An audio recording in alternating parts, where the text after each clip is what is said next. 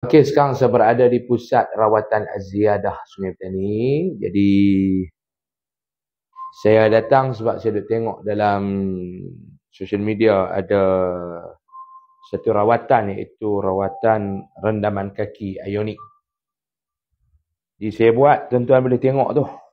Dia keluar tu hitam-hitam tu. Dia keluar sekali lekut dengan Tok Zik dengan dosa apa yang hitam pelik ni. Dan berbuih. Berbuih tu bukan kenciman ni. Berbuih tu angin. Jadi alhamdulillah saya buat baru lebih kurang dalam 20 minit. Ni saya rasa perubahan daripada sudut kesegaran diri lah. Jadi saya main tadi dengan sekarang ni baru setengah jam. Dah rasa sikit perubahan.